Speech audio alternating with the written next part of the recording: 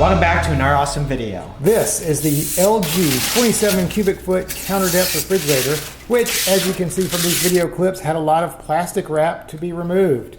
Anyway, I'm going to put the model number up on the screen. We've had this for about 6 months, and in this review, we're going to show you 3 things we like, 3 things we don't like, and then we're going to look at the app. Number 1, a clean look. One of the main reasons we bought this model is it has a very visually uncluttered look. When you open it, there's not a lot of stuff in the way, which lends to a very spacious appearance, which is good for a counter depth refrigerator. The control panel is on the right, not hanging from the top like a lot of refrigerators. The water dispenser is on the left wall. Other than the food, very little obstructs your view to the back of the fridge. And the outside looks smooth as well. There's no ice maker or controls sticking out. Other than a very subtle LG logo in the upper left-hand side, this thing fades nicely into the background of your kitchen and doesn't stand out, which is great. Oh, and by the way, for people who are wondering, the front is magnetic. Number 2, easy access. This refrigerator has a lot of nice touches and a layout that makes it easy to use. The freezer handle has a pull-up latch, which makes it easy to open so you're not just pulling out against the suction. And when you push the door closed, if you use enough force, the whole thing just glides back in without having to fully push it all the way. The ice maker is easy to access. You can take out this whole tray if needed. The water dispenser has enough space around it. You can put a large glass or even a Keurig container around there, and it doesn't seem to drip. Also, from a technical point of view, I really like the fact the doors are simple. There's nothing in there but shelves. There's no technology, so if I ever have to take the door off or something, I don't have to worry about disconnecting a water line running through that hinge at the top. Number 3, the price. At the time of uploading the video, I found this LG on sale with free delivery at my local Home Depot for $17.98. However, back in February when we bought this, we were taking advantage of a sale. The sale price at the time was $15.99, and moving into a new house, we were able to use a coupon in the mail to get an additional discount. If I could find my paperwork for the final price, I'll put it up on the screen here. While this was not the most expensive we considered, the shelving, is not the thickest. It still feels like a really nicely put together product. There's metal inside on the back. It looks like it was put together thoughtfully, and seems like so far in the past 6 months it's worked flawlessly. So those are the positives. Now let's look at the negatives. Number 1, no up button. So the refrigerator controls don't have an up-down temperature. It just goes one way, and you got to loop around. So you can see here, if we want to go up to 37, you just press that button, and it starts over at the top.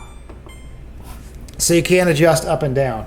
Minor problem. The other problem is there's no display here of the current temperature. This just shows what you have the refrigerator currently set to. I had to use my own thermometer after we installed it to verify it was actually working right. Now it does, if you install the app, we're going to find out in a second, that is a feature that is in the app, but I would rather have it here because when you're troubleshooting a problem, it's really handy to see if this thing is cooling. Number 2, broadcasting Wi-Fi by default. I had very little interest in connecting my refrigerator to the internet or using an app, but we're going to do it for the sake of this video. Anyway, I've noticed over the past 6 months we've had this, I haven't used the app. I've noticed occasionally when connecting devices to Wi-Fi, I would see this Wi-Fi network called LG refrigerator. So you can actually turn it on and off by holding in the Wi-Fi button inside, but it feels like I didn't specifically turn it on or turn it off. So I didn't like the fact that it was broadcasting. Number 3, too tall. So the final negative about this refrigerator is really not so much about the refrigerator itself, it's more about my measuring skills. So we double checked everything with the measurements available online. We thought this refrigerator would fit in the hole in our kitchen, and it was just a little bit too tall. Maybe the floor was uneven, maybe it was the plastic bulge at the top, maybe I just got confused looking at different models, but whatever the reason, I had to cut my cabinet and move some cabinet doors, which wasn't a big deal. According to the manual, it's correct. But my suggestion is if you have the opportunity in the store and you know which refrigerator you're going to get, walk over to the tape measure aisle, grab a tape measure, and just measure the floor model just to be sure. Anyway, those are 3 positives and 3 negatives. Next, let's talk about the app. So here's the app, LG ThinQ. Maybe that's supposed to be LG Think. Discover how a connected life with Think makes your life easier. Okay, LG Think. Get started. Try LG Think now. Control your devices at any time. Discover. Get privacy policy. I'm sure they're really looking after my privacy. So the way it works, you install the app, and then it transmits your Wi-Fi network information to the refrigerator, and then the refrigerator gets on the network. I don't know about privacy, but you can turn this thing off by holding the Wi-Fi button, so I may do that because there's quite an extensive terms of service and privacy agreement, which is kind of annoying.